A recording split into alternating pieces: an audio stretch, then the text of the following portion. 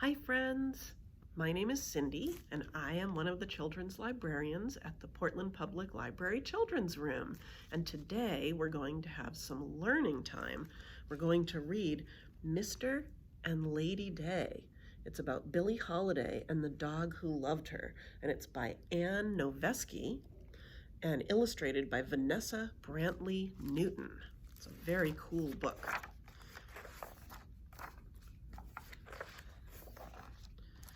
It says, Billie Holiday loved to sing.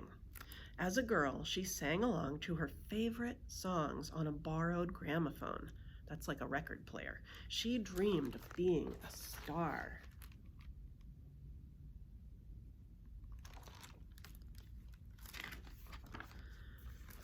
And a star she became, the great Lady Day. But sometimes stars don't feel like shining. They need someone to listen.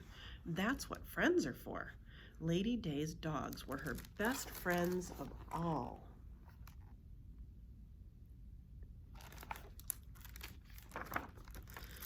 There were lots of dogs in Lady Day's life.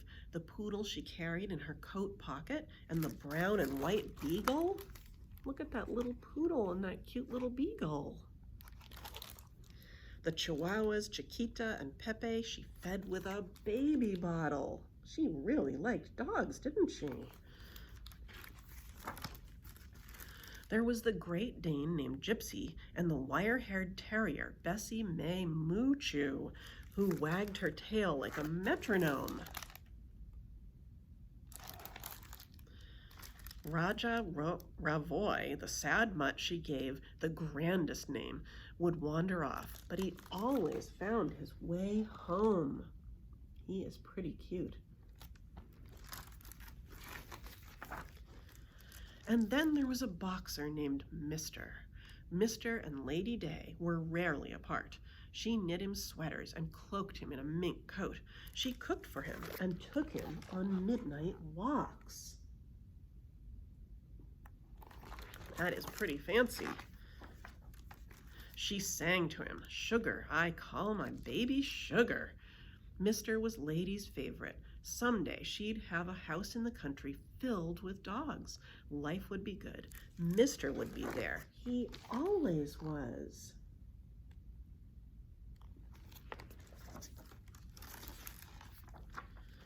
When Lady performed at glamorous Harlem clubs, Mr. sat beside her before the show. Porters brought him plates of thick steak and bowls of water.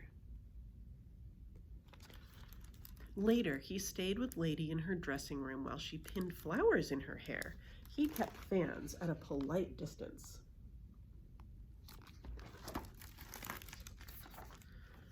When it was time for her to sing, Mr. would lead a nervous Lady to the stage and wait for her in the wings. Lady was famous for singing the blues, but the sadness of her songs didn't matter to Mr. As long as he could hear her, he was happy. So here's the whole picture, and then I'm going to show you Mr. in the background. He's always watching. Then, just when her career was at the top, Lady got into trouble. She had to leave home for a year and a day, and Mr. couldn't come. Lady knew what it was like to be left, and it made her heart sick. She promised Mr. she'd be home soon. But when she looked into his sad eyes, she wasn't sure she would ever see him again.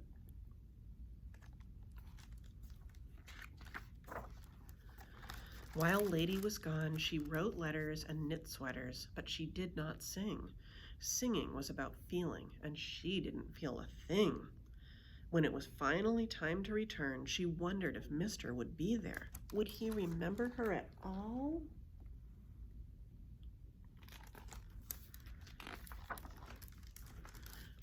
Then there he was, running down the platform. Mr. leaped on Lady, knocking her down. Someone screamed, and everyone scattered.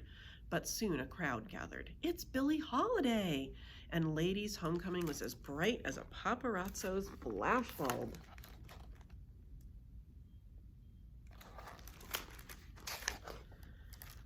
Lady couldn't go home just yet. On the front porch at a friend's farm, she rehearsed. It was time for her to sing again, whether she felt like it or not.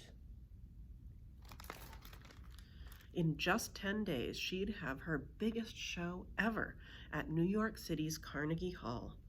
Lady was afraid. She'd heard the rumor that the great Billie Holiday was through. Was it true?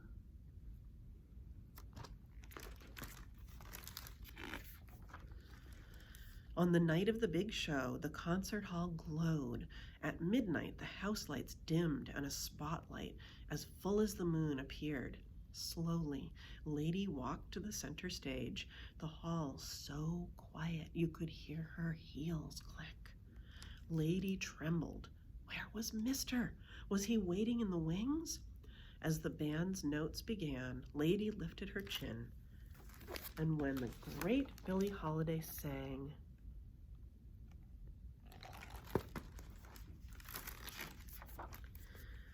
everyone and a dog held their breath and listened. And I'm thinking, if you were mine, I'd never let you go. That was the song that she sang.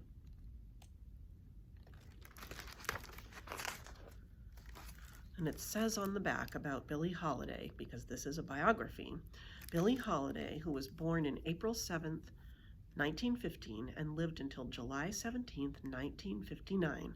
She was one of the greatest jazz singers who ever lived. She did not have a big voice like some of her contemporaries. Instead, Billie's voice was delicate and bittersweet. She loved sad songs and sang them with great feeling. Throughout her career, she was known as Lady Day, a name given to her by one of her closest friends, a jazz musician, Lester Young. Billie had an arresting sense of style. Big, fragrant gardenias framed her face, and a proud dog was often by her side. There's a picture of the real Billie Holiday, and her music is beautiful. Despite achieving fame, Billie's life was not always a happy one. When she was a girl, her father abandoned her, and her mother worked away from home, leaving Billie behind. As an adult, she suffered from drug addiction, and at the peak of her career was sentenced to 1 year in prison for drug possession. While she was gone, she refused to sing because she said, "I didn't feel a thing." But on March 27, 1948, just days after her homecoming, she performed a sold-out show at New York City's prestigious Carnegie Hall before a crowd of thousands.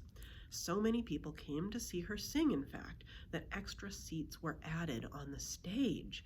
Billie performed more than 30 songs and wore not just one dress, but changed into another at intermission, pinning her signature white flowers in her hair. In spite of her troubles that would follow her until the day she died at age 44, the great Lady Day shone like a star that memorable night. Whether Mister attended this performance is not documented, but he was by Lady's side at other venues, keeping her company and calming her before she sang. The story's last line is inspired by a famous poem called "The Day Lady Died" by Frank O'Hara, and the lyrics that follow it are from the song "But Beautiful." Additional lyrics are from the song "Sugar." And here is Mister and all of Lady Day's other dogs. I hope you enjoyed this awesome story, Mister and Lady Day, Billie Holiday, and the dog who loved her. And it's by Amy Noveski and Vanessa Brantley Newton. I hope you'll come back again to watch more of our videos. Once again, my name is Cindy, and I am one of the librarians at the Children's Library at Portland Public Library. Thanks for stopping by, friends. Bye-bye.